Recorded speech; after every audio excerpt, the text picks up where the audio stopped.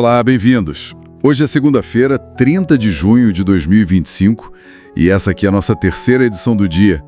E o foco agora é uma virada, surpreendente nas primárias democratas para a Prefeitura de Nova York. Zohran Mamdani, um nome que, vamos ser sinceros, poucos conheciam a nível nacional. Ele simplesmente derrotou o ex-governador Andrew Cuomo, um nome assim super estabelecido no partido, né? Exatamente. Uma figura carimbada. E essa vitória do Mamdani, causou um verdadeiro tremor por lá. Mamdani tem 33 anos, é deputado estadual pelo Queens e ele se identifica como socialista democrático, alinhado com aquela ala mais à esquerda do partido, sabe? Sim, aquela focada em ampliar direitos sociais, reduzir a influência de grandes empresas, e ele virou um símbolo, dessa nova esquerda urbana, progressista. É isso. Então, vamos tentar entender um pouco essa trajetória, a campanha dele, que foi bem inovadora, e o que essa vitória pode significar para a política na maior cidade dos Estados Unidos. Sem dúvida. Porque sair de 1% nas pesquisas e vencer alguém como Cuomo, isso mostra muito, né? Mostra a força da mensagem e talvez a emergência de um jeito novo de fazer campanha. Um jeito muito focado em pautas sociais bem concretas e numa comunicação digital bem direta com o eleitor. Para entender o fenômeno, acho que vale a pena começar pela história pessoal dele. Ele nasceu em Kampala, Uganda. Filho de gente conhecida, O acadêmico Mahmoud Mamdani e a cineasta Mira Nair. Sim, nomes de peso. E ele chegou nos Estados Unidos com 7 anos. Antes de entrar para a política mesmo, a atuação dele era bem na base, sabe? Trabalhando com organizações comunitárias, ajudando especialmente moradores que estavam ameaçados de despejo. E essa experiência na linha de frente, parece que foi decisiva para moldar a agenda dele. Muito centrado em moradia acessível, transporte público, serviços essenciais.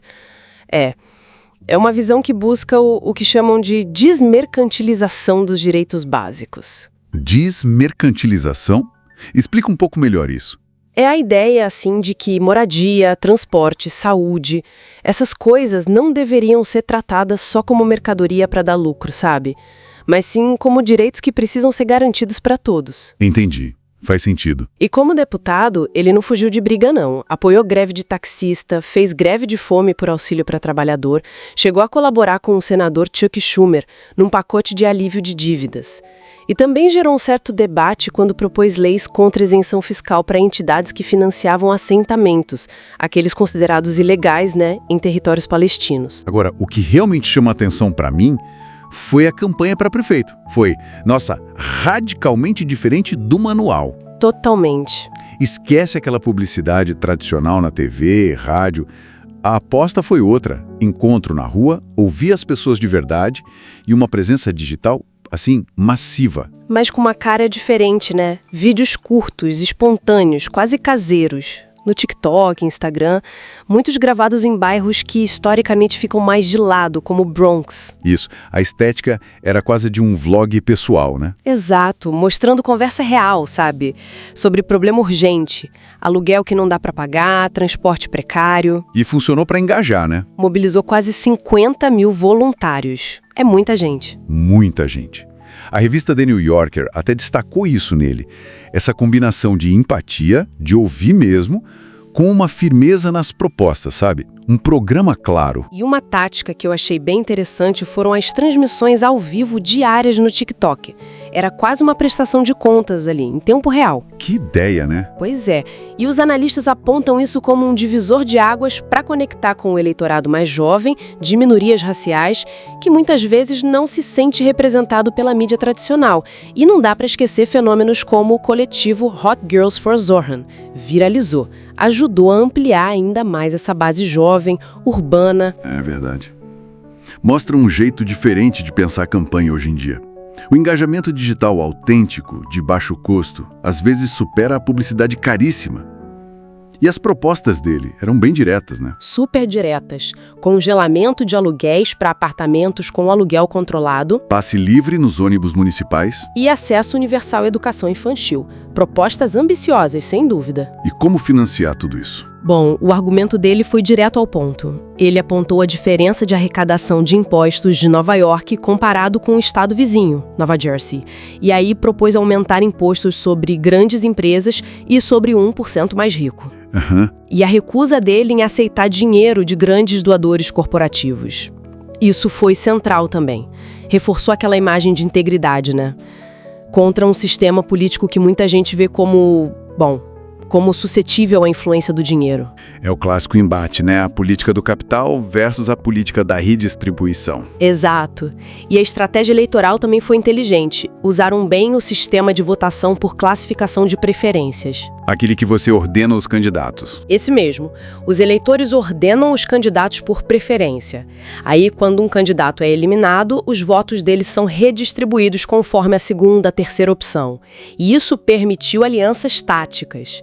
Eles se aliaram a outros progressistas, como o Brad Lander, para concentrar votos e superar o fato de que o Cuomo era muito mais conhecido. Foi esperto. Agora, um ponto que, pelas fontes, gerou muita controvérsia, muita discussão, foi a posição dele sobre a Palestina. Ah, sim. Esse foi um tema quente. Ele manteve críticas bem firmes ao governo de Israel e chegou a dizer que, se fosse eleito, o então primeiro-ministro Benjamin Netanyahu poderia ser preso ao visitar Nova York, acusado de crimes de guerra em Gaza. É, uma declaração forte. E isso, claro, rendeu acusações de antissemitismo para cima dele. Como ele respondeu a isso? A resposta do Mamdani foi tentar diferenciar, né? Críticas a políticas de um estado específico versus ataques a um povo inteiro.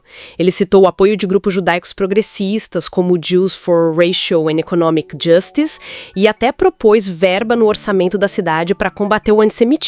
Veja só. Ao mesmo tempo que defendia o boicote a financiadores de assentamentos. Interessante essa dualidade. Sim. E, curiosamente, a New York Magazine sugeriu que a própria insistência da mídia nesse tema talvez tenha até ajudado ele, dando mais palco para ele explicar a posição e reforçar essa imagem de coerência que ele queria passar. Olhando o quadro geral, então, a vitória do Mamdani, vindo de tão baixo nas pesquisas, derrotando uma figura como Cuomo, isso realmente marca um momento significativo, né? Um abalo na política de Nova York e talvez com reflexos mais amplos para os Estados Unidos. Parece ser a consolidação de uma nova forma de fazer política que vem ganhando força, sim. Muito ancorada na base popular, sabe? Articulada digitalmente de um jeito inovador, com uma agenda social muito clara e disposta a desafiar de frente as estruturas de poder tradicionais e os interesses corporativos estabelecidos. Um nome e um movimento político que, olha, sem dúvida merecem ser acompanhados de perto daqui para frente.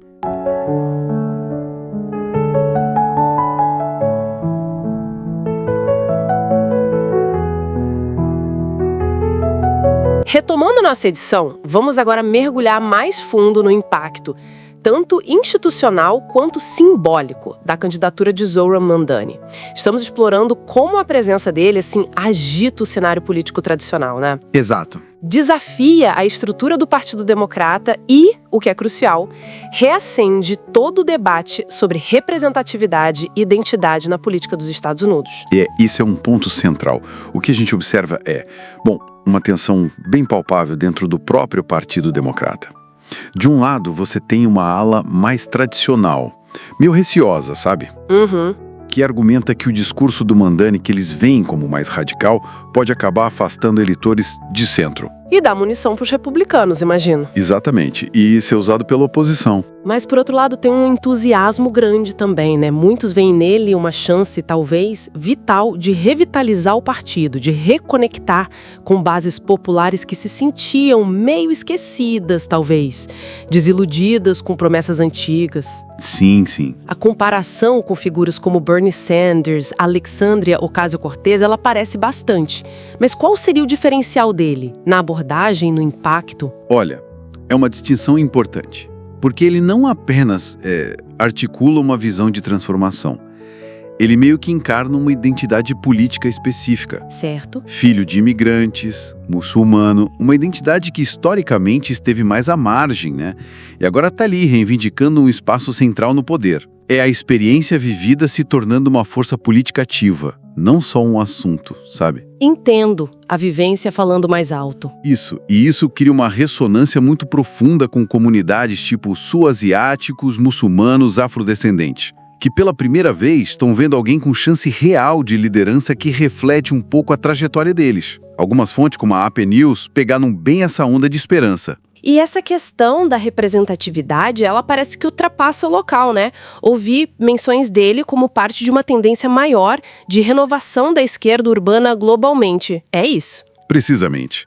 Ele é frequentemente citado junto com exemplos em cidades como, sei lá, Barcelona, Bogotá, Ah, sim. inserido nesse movimento que chamam de municipalista. E essa nova abordagem que combina mobilização de base forte, um foco estratégico na identidade e uma visão eleitoral de longo prazo, algo que a Truffaut, por exemplo, analisou bem, oferece um modelo diferente. O contraste com a campanha do Como é gritante, né? Mamdani na rua, falando com as pessoas, de madrugada, inclusive. Nossa. E o Como, mais em eventos fechados, controlados, são visões bem distintas de como se constrói poder político. Mesmo com desafios bem pesados, né? Como aqueles ataques islamofóbicos, ameaças de morte que foram relatadas. Ainda assim, ele manteve a postura e conseguiu vitórias importantes, como no Queens, Brooklyn. O que essa resiliência, esses resultados nos dizem? Olha, indicam duas coisas, eu acho. Por um lado, a força notável da campanha dele, da mobilização que ele conseguiu criar. Mostra que tem um eleitorado que está ouvindo essa mensagem. Certo. Por outro lado, a derrota em Staten Island e no Bronx também mostra o desafio que ainda existe, né? De unificar uma cidade tão diversa, tão fragmentada politicamente. Mas, assim, a vitória nas primárias, isso é inegável. É um sinal de que o cenário político nos Estados Unidos está mudando, está em fluxo. A ascensão de figuras como Mandalini sugere que sim, é possível disputar o imaginário coletivo com propostas mais focadas na dignidade humana, sabe? Desafiando aquela primazia dos interesses corporativos. Então, essa vitória na primária pode ser mais que um resultado isolado. Talvez um sinal de que aquelas barreiras ideológicas que pareciam tão sólidas começam a ser questionadas, abrindo caminho para novas formas de fazer política. Fica a reflexão, né? Será que essa nova gramática da luta política, como algumas fontes chamam, tão focada na base, na identidade, nessa presença constante no território, será que ela representa um caminho sustentável e escalável para realmente transformar as estruturas de poder nas grandes cidades? Uma ótima questão para a gente continuar pensando. E para quem quiser se aprofundar mais, os links para as fontes que usamos para criar esta edição e também o acesso a outros artigos está tudo na descrição, viu? Foi um prazer realizar esta edição. Lembrem-se que o podcast vai ao ar de segunda a sexta, às 7 horas, 12 horas e 17 horas e aos sábados, ao meio-dia. Um abraço e até a próxima!